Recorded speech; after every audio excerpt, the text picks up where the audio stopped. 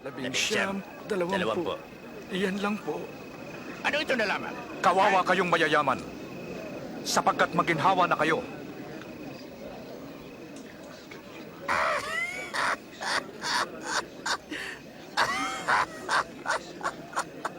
Ayaw niyang yumaman. Isa siyang baliw. Kawawa kayong nagsisitawa ngayon, sapagkat kayo magsisitangis.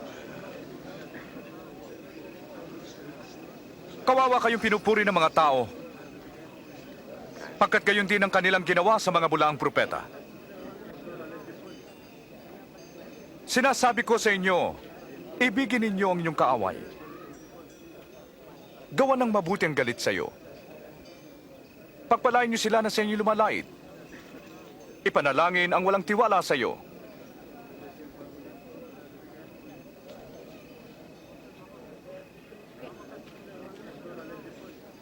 Pag sinampal ka sa isang pisngi, iharap pa rin ang kabila.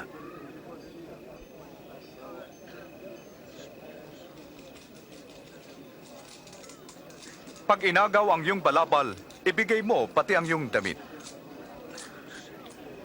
Bigyan ang humihingi sa iyo. At pag kinuha ang ari-arian mo, huwag mo nang bawiin pa.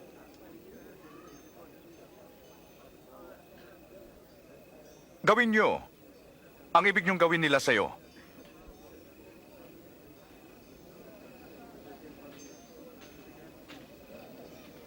Kung mahal mo lang ang umiibig sa iyo, bakit ka gagantimpalaan? Ito'y gawin ng mga makasalanan. Kung mabuti ka doon sa mabuti lang sa iyo, bakit ka pagpapalain? Ginagawa rin ito ng mga makasalanan? Hindi na siya nangiming hawakan. At kinausap pa. Nakasusuklam.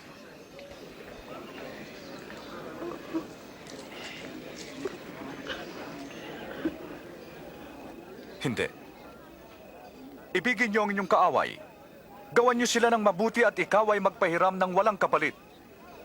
Sa gayon malaki ang inyong gantimpala dahil tatawagin kayong mga anak ng Diyos. Sapagkat mabuti siya sa mga masasama. Mahabag kayo, gaya ng inyong amang nasa langit.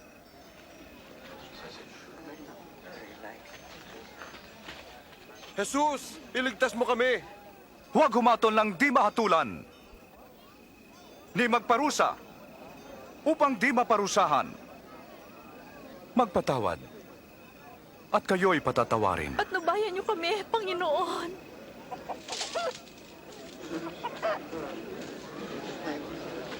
Magbigay, at kayo bibigyan.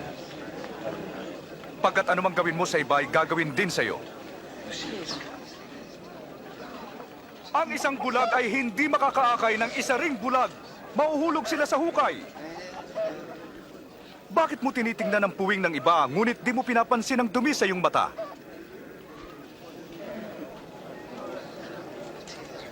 Guro, patnubayan mo kami. Kailangan ka namin, Panginoon.